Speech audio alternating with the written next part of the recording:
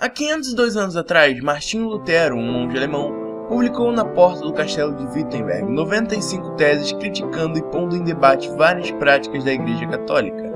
Isso acabou por desencadear acontecimentos que hoje conhecemos como a Reforma Protestante.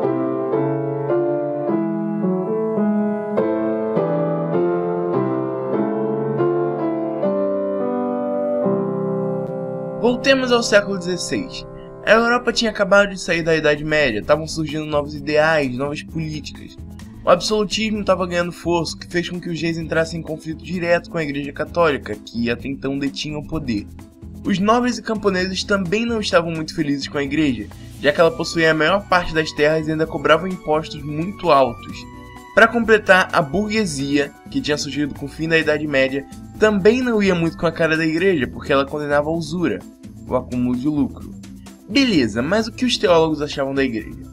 Bom, nos séculos passados apareceram algumas pessoas que se opuseram às práticas da Igreja Romana, como John Wycliffe e John Huss, mas eles não conseguiram mudar tanta coisa assim. Algumas das críticas feitas por eles era que só quem falava latim tinha acesso à Bíblia, que a Igreja Católica tinha se afastado do Evangelho pregado por Jesus e pelos apóstolos.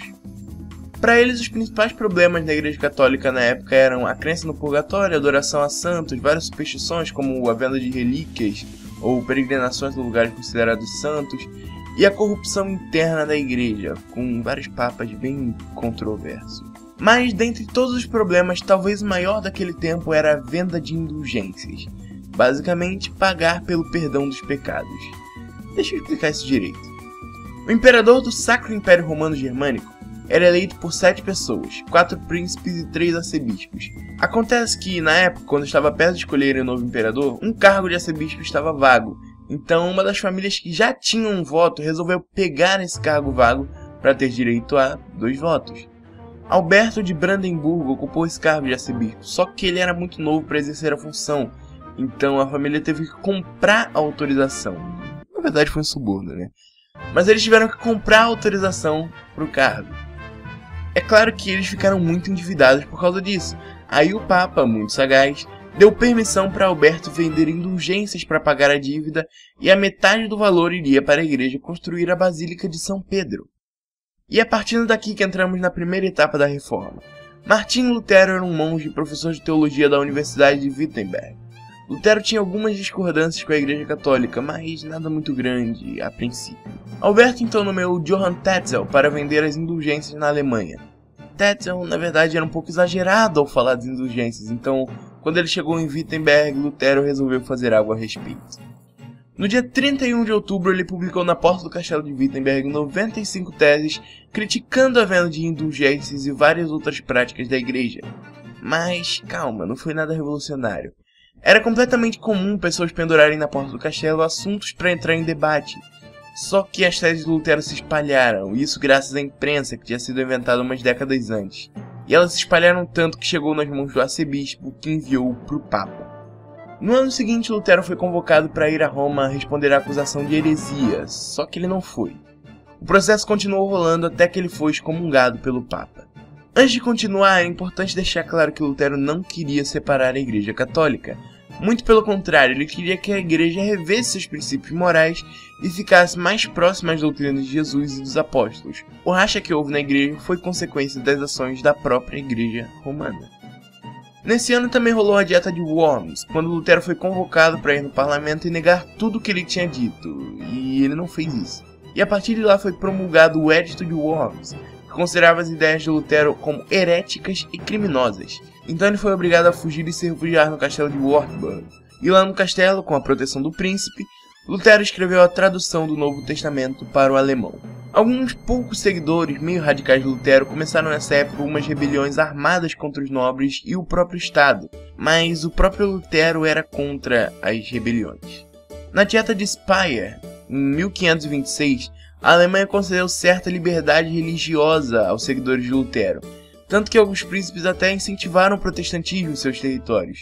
Mas isso não durou muito. 3 anos depois, por causa de uma outra dieta, todas as permissões concedidas aos luteranos foram revogadas. Daí, 6 príncipes e 14 cidades livres da Alemanha apresentaram ao imperador um documento para protestar contra a decisão tomada por ele.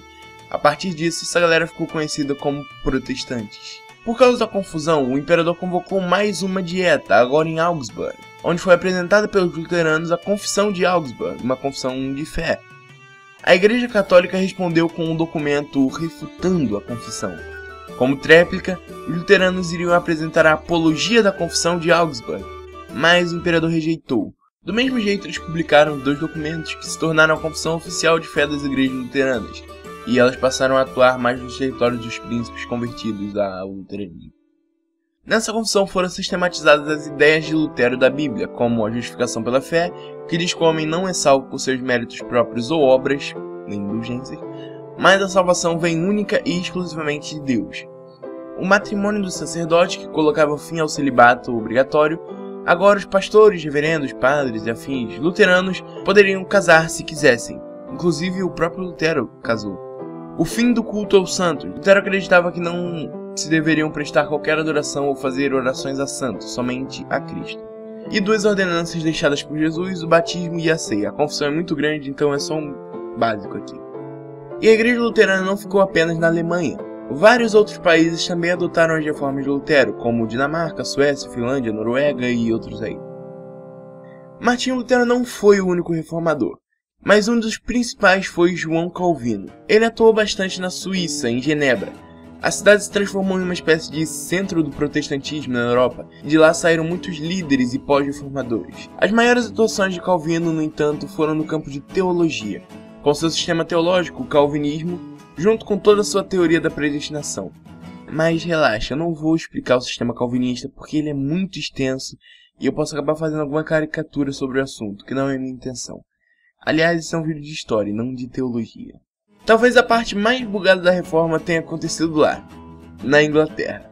Os luteranos e os calvinistas estavam chegando aos poucos em solo inglês, tanto que o Novo Testamento já tinha sido traduzido para a língua, mas foi o próprio rei que reformou o país. Henrique VIII era bem católico, tanto que ele escreveu um livro contra Lutero, que fez ele ganhar o título de Defensor da Fé pelo Papa. Só que um dia Henrique decidiu se separar da esposa porque ela não tinha dado filhos homens a ele. Ele então pediu ao Papa para anular seu casamento para ele se casar com outra que pudesse ter filhos homens, mas o Papa negou. Por isso foi aprovado pelo parlamento o Ato de Supremacia, que rompia completamente com a Igreja Católica. Assim nasceu o anglicanismo, e o rei foi considerado o protetor e único chefe supremo da Igreja da Inglaterra. A partir daí, os católicos começaram a ser perseguidos e executados no país. A situação complicou um pouco mais quando uma das filhas de Henrique, Maria I, assumiu. Ela era católica, então começou a perseguir os protestantes.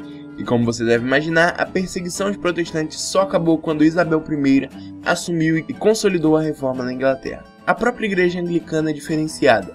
Ela manteve bastante a doutrina calvinista, ao mesmo tempo que preserva as tradições da Igreja Católica Romana. Toda a hierarquia, cargos eclesiais, os sacramentos, e isso tornou o anglicanismo um pouco diferente das outras igrejas da Reforma, como os luteranos, presbiterianos, batistas.